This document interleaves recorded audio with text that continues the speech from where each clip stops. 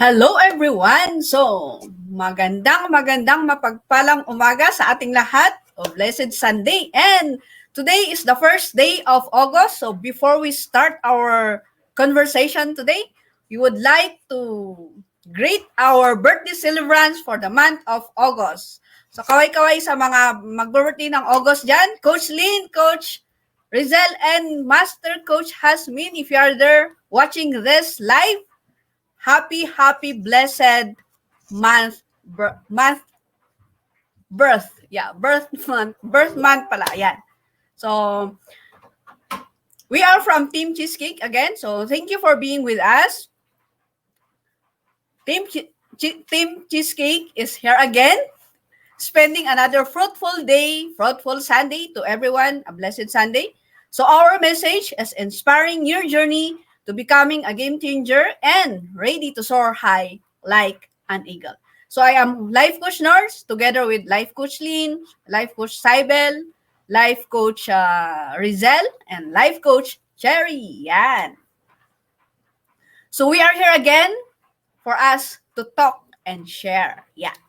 You can also share this to your friends, and please do tag a friend and the comment below and share this link to your FB timeline, FB page, FB pages, FB groups, so that we can reach more individuals, more people, and help transform more lives.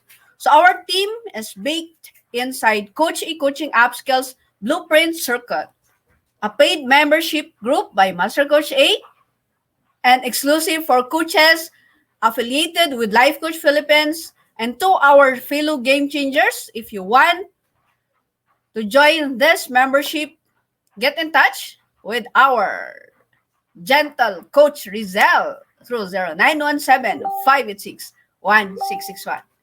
And Life Coach Philippines is a community of credentialed life coaches offering coaching classes and services worldwide.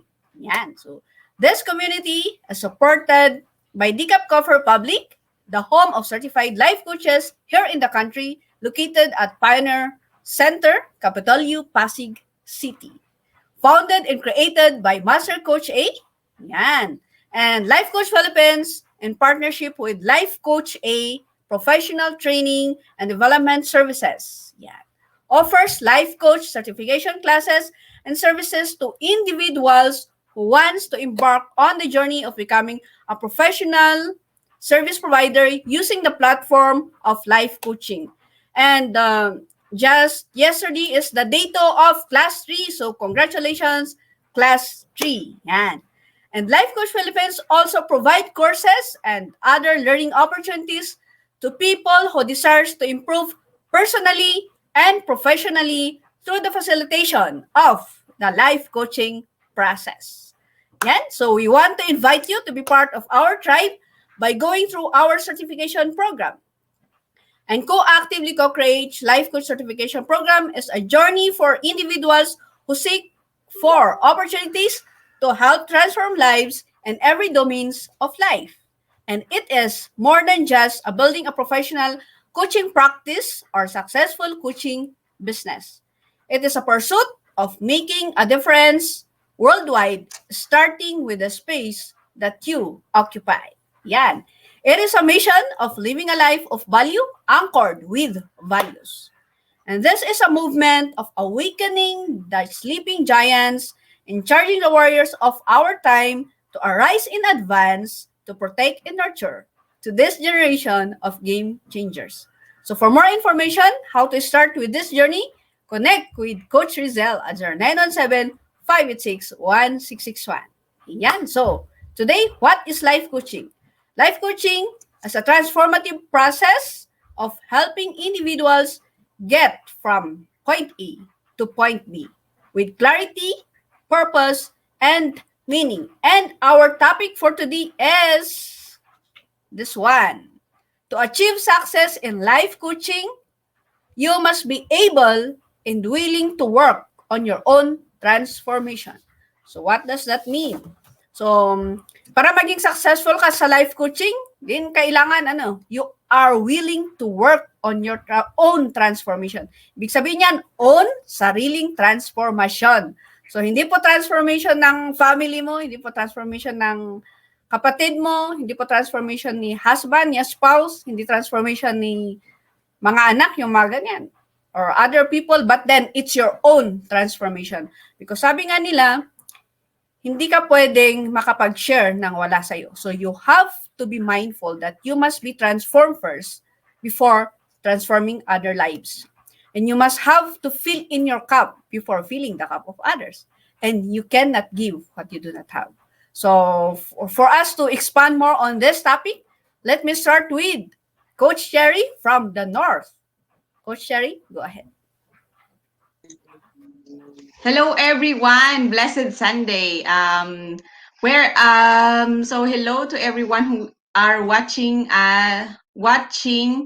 now. Let's greet our viewers. Master Coach A is here. Hello, Master Coach A, and Coach Mao. Hello, Coach Mao. Thank you, Master Coach A. So, yeah, thank you for being here. And for all our viewers, we invite you to share your piece in the chat box below. Especially if you hear something that connects with you, then tell us. Okay, because this is a conversation and we are encouraging you to have to connect with us and to have a conversation. So share what you know, share what you think, and it's a beautiful thing to actually share. And we are excited to hear from you. So yon, our topic today is a really beautiful topic that all of us here have agreed that we're going to talk about this because we actually connected to it. So let me repeat that. So our topic for today is to achieve success in life coaching, you must be able and willing to work on your own transformation. And what we're going to share with you today is what is our take from this. So for me, personally, Coach Cherry, Life Coach Cherry, what is my take from this? So it's a very beautiful thing that Coach Nords introduced it, that you have to transform yourself so that from your transformation you will be able to transform others. So if you imagine it, it's like you turning on the light, and kandila na lang. So kandila na lang. Kasi inisip ko yung series ni Coach Lynn, kasi Coach Lynn is an electrical engineer sa series parallel. So, dito na lang tayo sa kandila. Di ba yung kandila? So, parang ikaw yung pinanggalingan ng kandila, may ilaw ka, nakailaw yung kandila mo. Paano mo mapapailaw yung kandila ng iba? Di ba dapat may sindi yung sayo, may apoy yung sayo. So, kung imagine mo siya, ganun siya. Kaya kailangan, you have to work on your own transformation first before ka makapag-transform ng ibang lives. Madalas kong na-experience yan. So, for others kasi, sasabihin nila na, ikaw na lang kasi dahil hindi ko nagawa, ikaw na lang gumawa. Pero, paano mo masasabi sa kanya na gano'n? Hindi niya nga nakikita sa'yo. So, ito, sa part na to, tinitingnan ko yung perspective na ikaw yung adult, tas may tinuturuan kang bata or mas bata sa'yo, na gusto mong mag-transform din. Na 'di ba minsan nagrereklamo tayo na bakit ganun yung ugali niya, ganyan-ganyan. Halimbawa kapamilya natin lalo, yung mga nakakita sa atin. Bakit yung ganun yung pamilya niya? Yung bakit ganun siya mag-react. Kung titingnan din natin yung sarili natin, hindi naman din tayo nag-change. So, sa life coaching, very useful ito. Kailangan mong tignan mo na yung transformation mo. Kaya nga sinasabi namin na if you're a coach, you also have to get a coach. And I've seen the effect of that in my transformation, in me being a life coach. Because I also hired a coach and also hindi ako tumigil na mag-aral kasi kailangan ko ma-transform. And dun ko na naiintindihan na, ganito pala yung transformation. Yun nga, kailangan mo talaga na may fire sa'yo bago ka magbigay ng flame. Alam mo yun, ng flame sa iba. And yun, kung i-connect ulit natin, di ba, sa if you have flown or if you have, if you were in the in an airplane, sasabihin lagi sa'yo na you have to put your own mask before you have others. Kasi nga naman, paano pag yung oxygen, naubusan ka ng oxygen tapos yung naglalagay ka, hindi mo na nalagyan kasi nga hindi mo muna sinave yung sarili mo. So, ganun siya. Sobrang maganda siya. And doon na naman tayo sa transformation. So, yung transformation kasi hindi ibig sabihin na sasabihin mo lang, magbabasa ka lang, and then na-transform ka na. Kailangan may action. It's a function. Sabi ko nga kanina sharing namin before we have started, transformation is a function of actions and other things. So, yun. Neto lang, nakuha natin ang first gold. So, si Heidi Lynn Diaz, nakuha niya yung first gold sa Olympics, di ba? For after how many years na sumali ang Philippines sa Olympics. Pero maraming tao akala nila ganun lang. Ganun lang siya kasimple. Pero there are a lot of things. So kung titingnan mo ulit, para lang din siyang iceberg na ang lalim pala ng pinagagalingan. Maliit lang yung nakikita mo. Eto lang, parang nanalo siya, galing-galing, ganun. Pero hindi mo nakita yung mga paghihirap niya dati. So kung babalikan mo, i-remind ka ni Facebook na marami din po siyang pinagdaanan. So ganun din, ikaw. So kung ikaw tinitignan mo yung buhay mo ngayon, ano ba yung ginawa mo para mabago yung buhay mo? So kung ngayon ayaw mo kung nasaan ka ngayon, ano yung ginawa mo? So, okay. So in the past, wala talaga pala akong ginawa para mag-transform ako. Yon. So ngayon, dahil narinig mo to, it's time for you to look at yourself and maglista ka kung ano yung mga pwede mong gawin para naman mabago yung buhay mo. So magandang mag-start ngayon dahil August 1, start of the month. Pang-8 na ngayon, di ba? Malapit nang matapos si 2021. So huwag nating palagpasin yung mga chances na pwede tayong mag-transform and pwede nating i-transform yung sarili natin para help natin na ma-transform yung buhay ng iba. And that's my piece, Coach Nords. Okay, thank you, Coach Cherry, for that sharing. Yeah, tama yon, maglista. So, ihanda niyo mga ano niyo dyan, pen and paper para maglista. Lista niyo yung any areas of your life na gusto yung ma-transform, then connect with the coaches. Yan. Para sa ganun, they will guide you on how to proceed from your point A to point B. Yan. Okay, so our next wisdom share is no other than Coach Lynn, Coach Saibel, I should say, from the North. Yes, hi everyone. Again, we are, and I am coming live from the north, from Benguet. Yes, and as Coach Cherry was saying, the transformation is indeed a process of change. So, well, I got it from Google.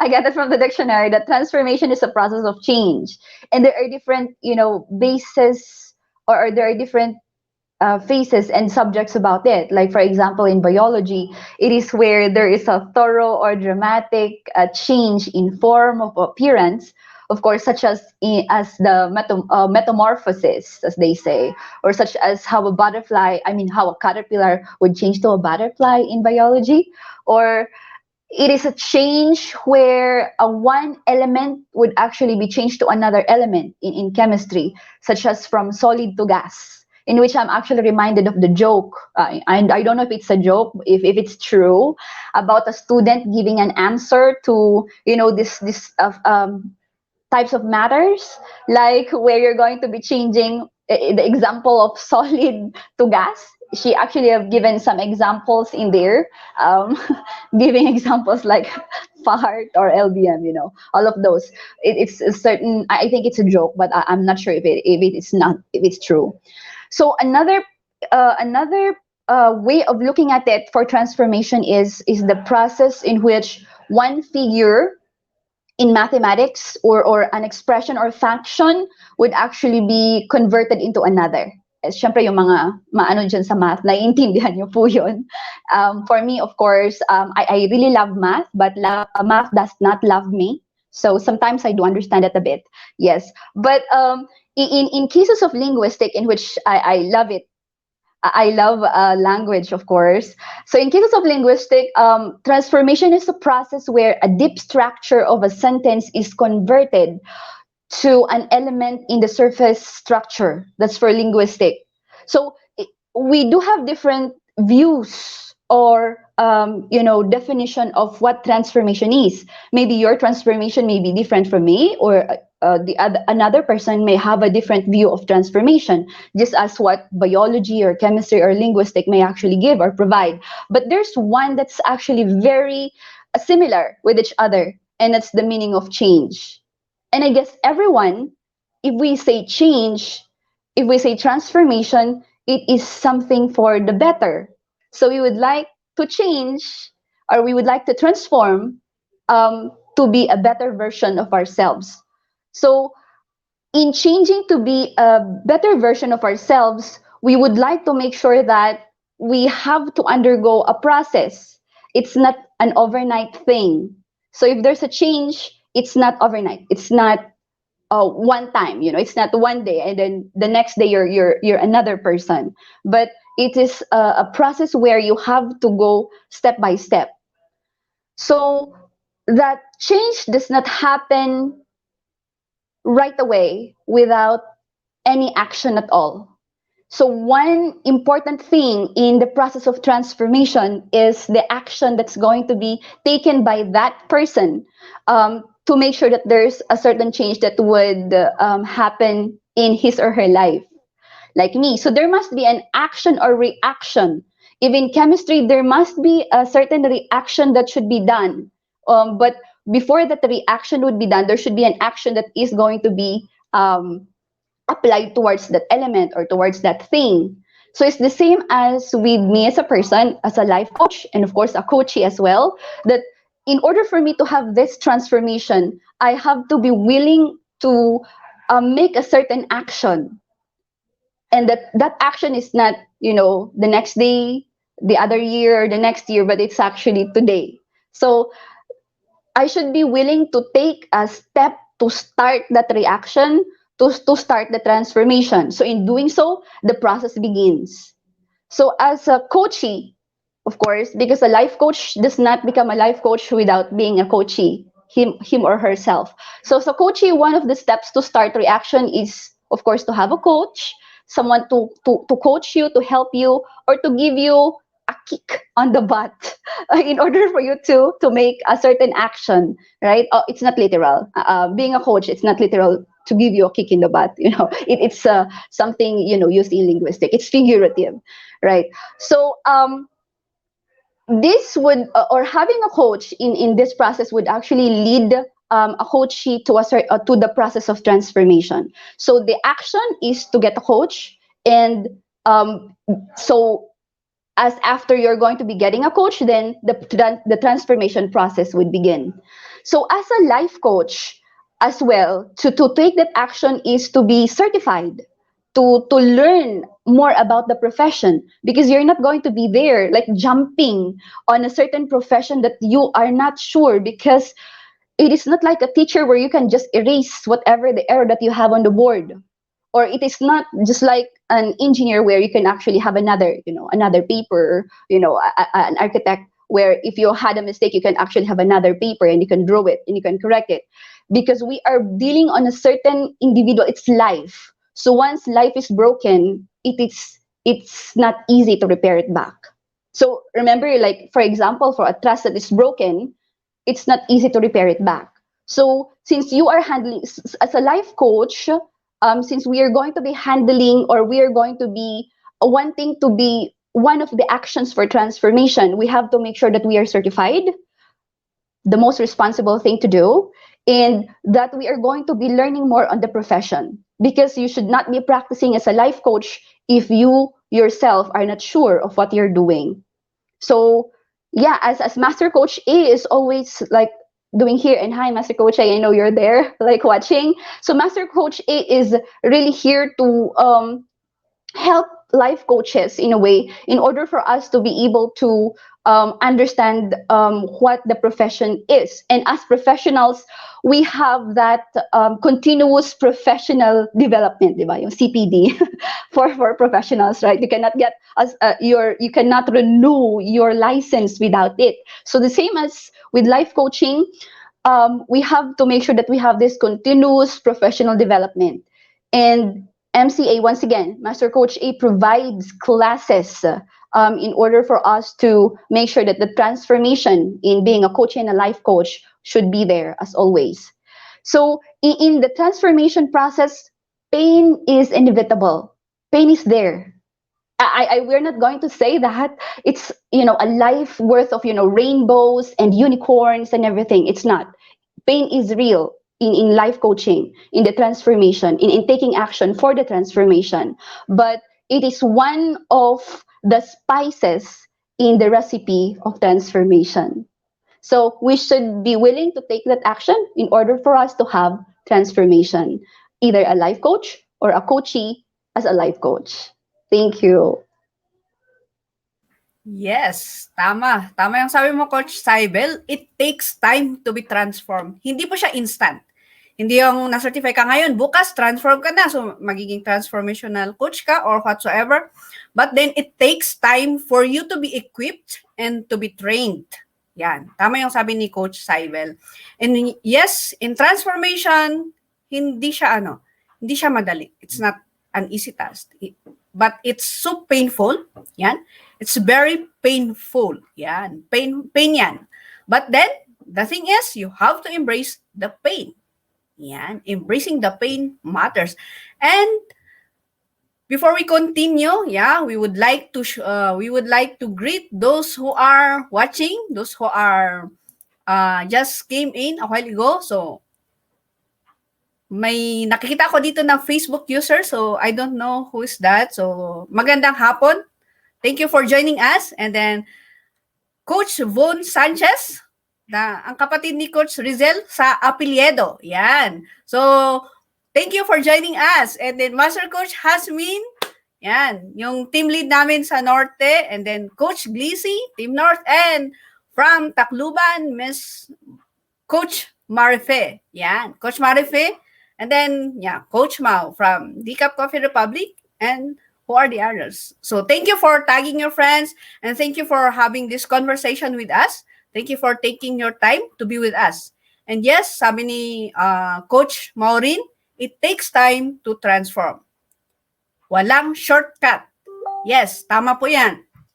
Wala pong shortcut talaga sa transformation. It takes time to build. It takes time for you to be transformed, to be processed.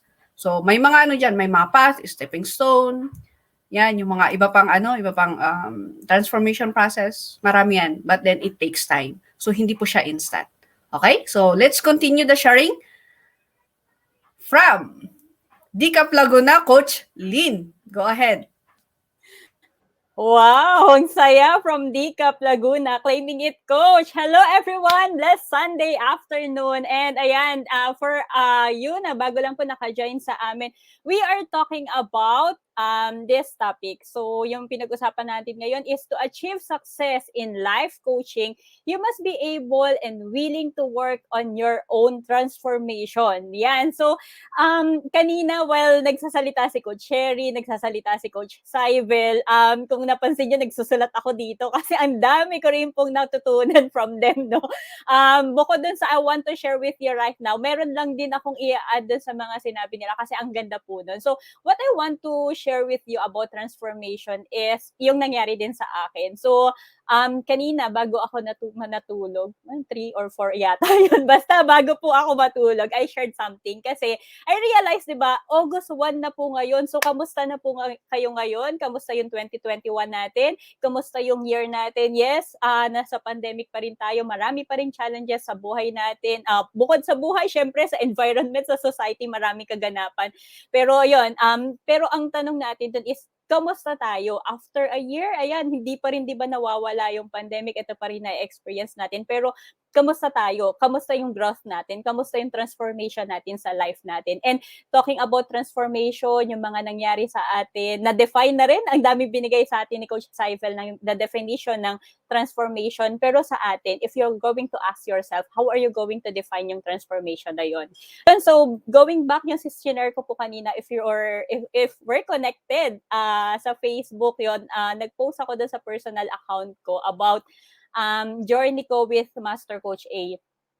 August 1, 2020, nag-start kami sa kanya. Ayan, nag-start ako sa kanya ng business coaching. And that's the time that I said yes to myself na sabi ko noon, bakit, di ba, matagal na rin akong life coach. I started 2017. And ayan, present dito si Coach Von. Hello, Coach Von! Batchmate ko po siya. Magkasama kami sa batch 1. And imagine, di ba, 2017, tapos may time na nawawala rin ako, may time na disconnect din ako dun sa Thrive, hindi ako nakapag-connect sa community kasi nag-focus ako sa work. So, ang dami, mahaba yung story. And yung na-post ko kanina is about 1-year journey with Master Coach A. That's about business coaching, and the business that we're talking about is life coaching. So mahaba yung journey na yun, mahaba yung post pero kulang pa po yun sa mga gusto ko pong i-share sa dami ng mga natutunan ko. And since we are talking about transformation right now, favorite story ko dito is, ayan,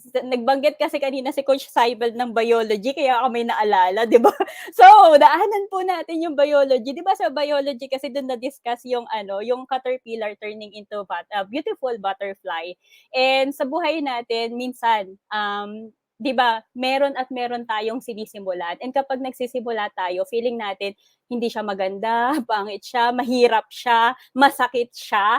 And yun yung part na siguro yun yung nandun tayo sa caterpillar moment. Or di ba madami pa siyang mga pinagdadaanan na minsan, and dun sa part ng, yung sa journey ng transformation ng butterfly, may moment dun na makikita natin parang walang movement, parang walang nangyayari, parang walang action, or parang walang kaganapan. Pero di ba ang pinaka-result niya is a beautiful butterfly siya. And ang haba ng journey niya. And ako, favorite ko yung story na yun kasi kapag tinignan din natin siya sa buhay natin, paano tayo nagja-journey. And dun sa every steps ng buhay natin, every part, every moment, ano yung nakikita nating changes, ano yung nakikita nating pagbabago sa atin. Kasi sa una, hindi pa natin po siya masasabi na transformation. Kasi nga, di ba, pagka nagja-journey ka, nandun ka sa moment na napapatanong ka, ano ba yung nangyayari ngayon na ito naman yung ginagawa ko, pero bakit wala pang result? Or wala pa ako dun sa dream result ko. So maybe, iba kasi yung tinitignan mong result, iba yung hinihintay mong result. But dun sa moment na yun, ang totoo po nun is may transformation ka na. And going back dun sa topic natin, to achieve success in life coaching, you must be able and willing to work on your own transformation. Now, what are you willing to do? What work are you willing to do for you to achieve that kind of transformation? Kasi po, dito sa series namin, sa mga episodes ng hashtag Team Cheesecake, every Sunday, 1 p.m., we talk about what is life coaching. And hindi lang po namin dinedefine what is life coaching, but paano po talaga if you journey with a life coach, kung nasa life coaching ka, ano po yung sinasabi natin doon. And sa start pa lang, we already define na yung journey mo, anong journey yon from point A to point B, di ba? Now we are talking about transformation. And yung transformation, siguro wala ka pa dun sa point B mo, pero ikaw alam mo na, ayun, di ba, na meron ka ng, tawag dito, transformation, or may result na siya. Pero di ba, hindi kasi po mangyayari yung result na yon if hindi natin ginawa yung part natin. Sabi natin, sa life coaching, nag-work tayo together with our life coach. And si life coach, like yung sa akin, yung nangyari po sa akin, ang dami ding binigay ni Master Coach A. Ang dami ko ding experiences. Ang dami kong mga toolkits, mga fieldworks, mga activities. And promising siya talaga. And maganda po yun lahat. Pero ang tanong doon, ano yung ginawa ko para makuha ko yung promised result ng toolkit na yon or ng activity na yon. Kasi kung hindi ko siya, yes, alam natin maganda yon, pero kung hindi ko siya tatapatan ng action on my end, ng work on my end, ng effort on my end, yung sinabi natin na result or transformation, siguro makukuha pa rin, pero kailan, diba? So, yun yung sa akin dito that I want to share din na para sa atin, yes, if yung shinare ko, kaya sobrang happy ako doon, yung 1 year, imagine 1 year na, diba, yung sa business coaching, ang pinaka-win ko talaga doon is na-break yung mindset ko about money, kasi before, ako yung tao na pag sinabi mong pera, lagi kang walang pera. Lagi kang walang pera, pero pag may kailangan yung ibang tao, lagi ka nakabigay, di ba, mga ganun siya.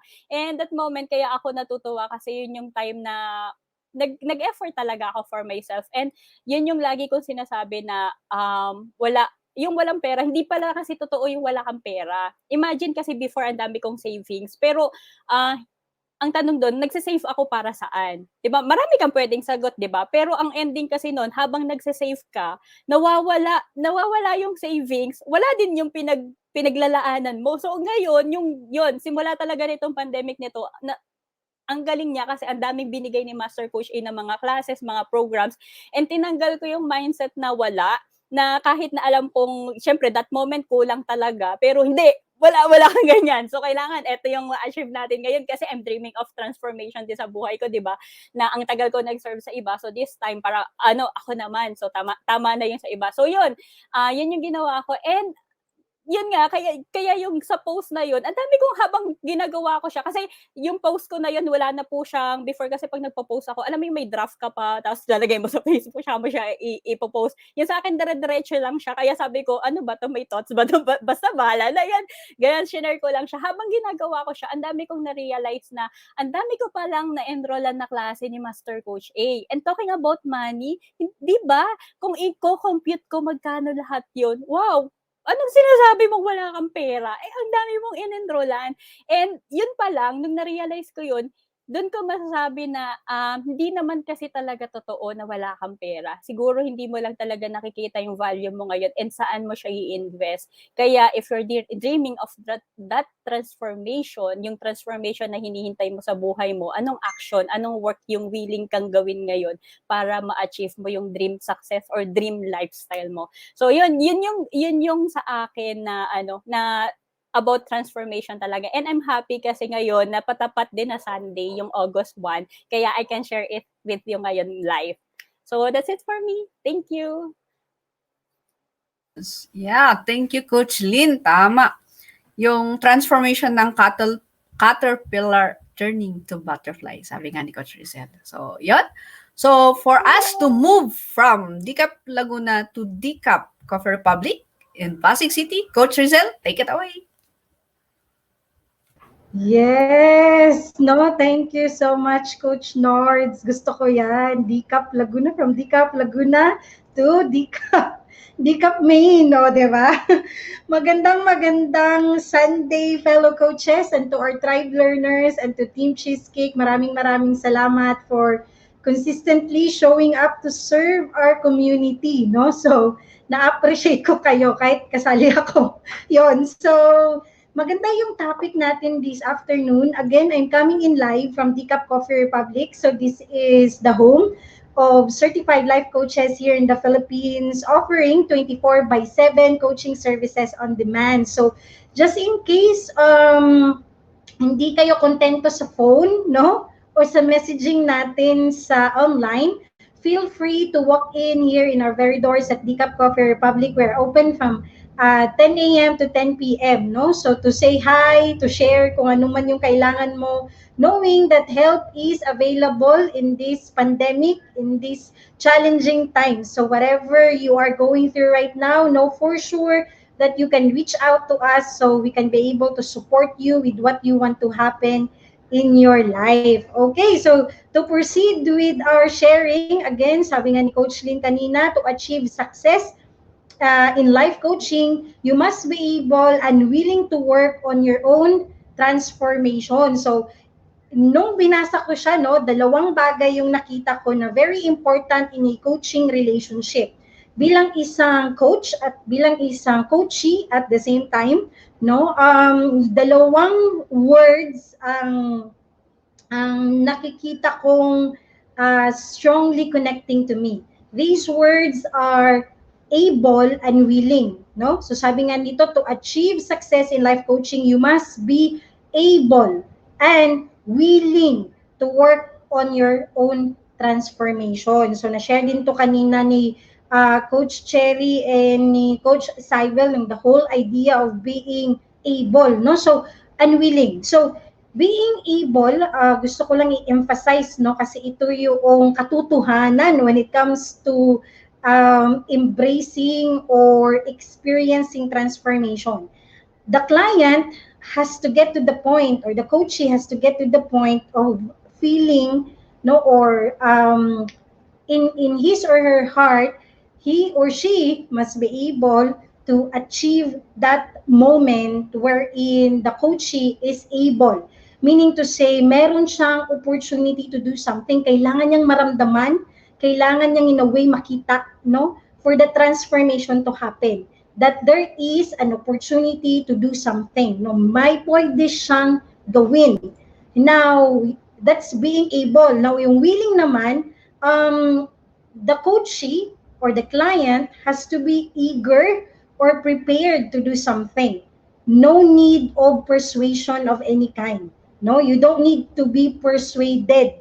Meaning to say, you are already prepared to take action. So again, for transformation to happen, a client or a person or a coachee must be able and willing to work on his or her own transformation. So, kailangan makarating siya dun, no? Kailangan maramdaman niya yun na meron siyang kakayanan at meron siyang prepared na siya, no? Walang kailangang magkumbinsi sa kanya, no? For that transformation to really happen. Sabi nga ni Coach Saibel kanina, no, there will always be pain. Like it's a part of the process. Kahit anumang gawin natin, part talaga siya ng proseso ng transformation. Just like paano siya dinescribe ni Coach Lynn kanina, from caterpillar to butterfly. No? Hindi rin biro yung transition na ginagawa niya para makalipad siya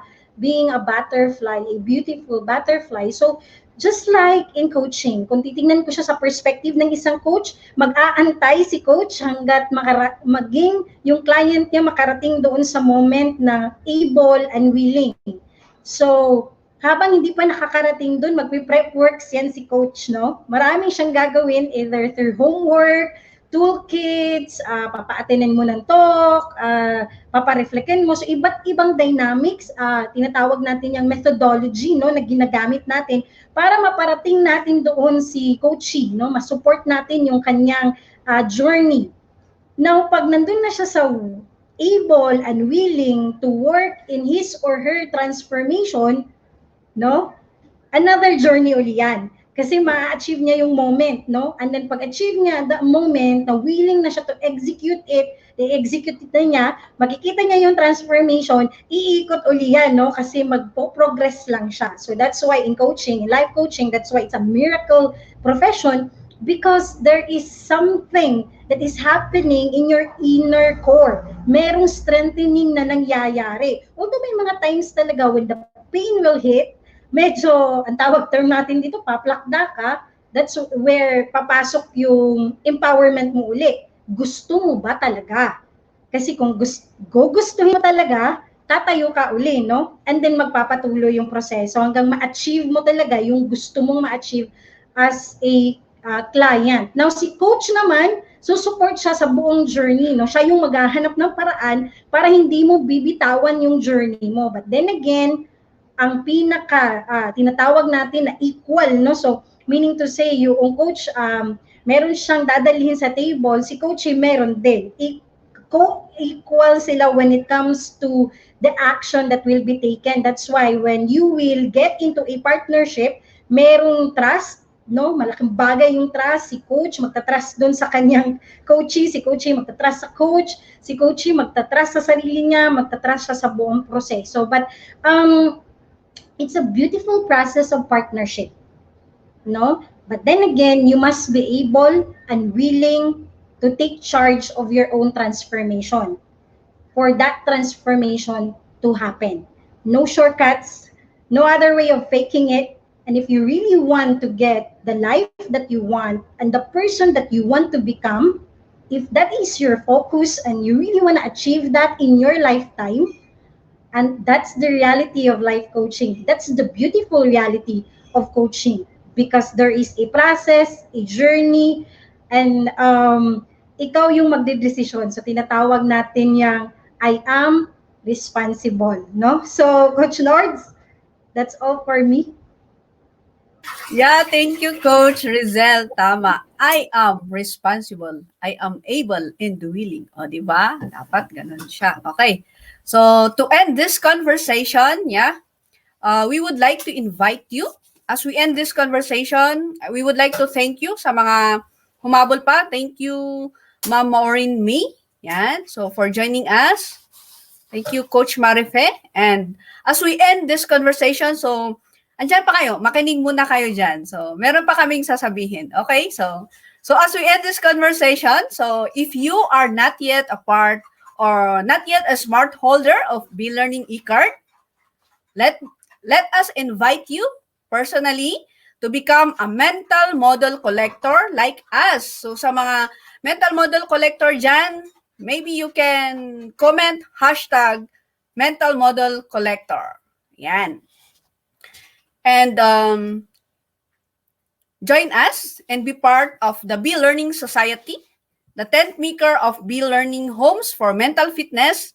And as a B-Learning e-card holder, you'll enjoy 5% food and beverage discount from Decaf Coffee Republic, and then full access pass to the live monthly mental model masterclass by Master Coach E, plus 90 minutes free coaching session with senior coaches from Life Coach Philippines. And the next Mental Model Masterclass is on August 21 at 7 p.m. and Master Coach A will cover the Polymath Mental Models. Yan. So in this Polymath's Mental Model class, we are going to learn how we can combine skills and become the superstar in our own field, So because most of us, every one of us have this skill sets or have this skills, a lot of skills. And then sometimes if we have these new skills, ang thinking natin, we are going to shift from skills to skills. But then what if you are going to learn how to combine these skills and become the superstar in your field? How would you like it? Yan. And in this masterclass, you will discover why the polymaths will win the 21st century. So, abangan natin po yan. Okay? So, ano pang hinihintay natin? Register now and connect with Coach Rizal through 0917-586-1661. Okay? So, Coach Lynn, your piece. Hello everyone! Ayun, may pahabol po ako na invitation sa inyo. So, I encourage you to attend this one. So, meron po akong workshop. This will be 6 consecutive Sundays, 4 p.m. from August 15 to September 19, 2021. And this is a 6-week journey to finding your way from understanding your purpose to nurturing the joyful zone. So let's take our safe path to self-encounter. Since we're talking about transformation, ano bang transformation yung gusto natin, no? Pero for us to easily answer yung question na yun, let us know ourselves first. So this is different from self-awareness kasi self-awareness is nalaman mo lang na, for example, nalaman mong mabait ka. So ano ngayon kung mabait ka? So di ba maganda siya? But what if nalaman natin na hindi tayo mabait? So that's self-encounter. How are we going to deal with that? How are we going to handle yung ganung situation? And ano yung gagawin natin, di ba? And good thing din dito, self-sabotage ends where self-encounter begins. And ito din yung moment that we're going to start loving ourselves, taking care of ourselves. So ito po, may details dito. And details is also available sa events section nitong page na ito, which is Coach Lynn Garcia. And another invitation is, I have this workshop. This is a free webinar naman. So, kung kanina paid, this is a free one. Burnout to boundaries. So, I'm calling yung mga individuals who are experiencing unhealthy emotions in the workplace. Okay, wag nating tapusin ang taon na dala-dala pa rin po natin yung unhealthy emotions na yan. Ayan. So, this is open po pa kahit kanino. So, next Sunday na po yan, August 8, 2021, 2 p.m. via Zoom. Just connect with me to register. Okay, so that's the invitation for me. And then next invitation is from our author coach. Yes, go ahead, Coach Saivel. Yes, hi. Thank you so much, Coach Lynn. So I would like to invite you as well. It's actually we are having our rerun. We had our first run. I think it's the month of June. We'll have our rerun for today. For me to, if you would allow me to assist you on these 3 easy steps of writing your dream book. So the reason why you would like to write something is because it is like a black and white, an agreement between you and your legacy. So that hindi mo siya malilimutan or hindi siya malilimutan ng iba. And this, even if this is going to be written by you, kahit siguro you're going to be touching at least one soul dahil sa sinulat mo. And if somebody, just one soul will be able to connect with what you've written, would already be like a win, because it would mean that you already have helped one life to transform, and that one life that you've transformed would be able to transform others. So it may not be you touching those others, but it would be this person whom you touch because of what you've written.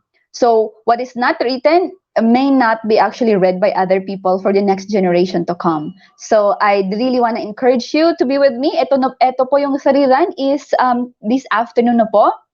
That's 4 to 6 p.m. But you can always contact me if in any case you would like me to journey with you po dito sa writing your dream book. Thank you. Okay, thank you, fellow coaches, for those invitations. So, any more? Okay. So, para naman hindi maubos ngayong araw na to, kita-kits tayo next week. Okay? So, thank you very much for spending your precious time with us today. Please do join us again next week. Yan. So, that is 1 p.m. na next week. Yan. And thank you, Team Cheesecake, for serving today. Let us go and be game changers. This is Team Cheesecake. Our message is charting your journey to becoming a game changer and ready to soar like an eagle. Yan. Thank you very much. So let's have this love bomb boom, coaches. Thank you, everyone. Love bomb. Love bomb. Love bomb. Love bomb. Love bomb. Thank you. Bye, Bye-bye. everyone. See you next week. Bye-bye.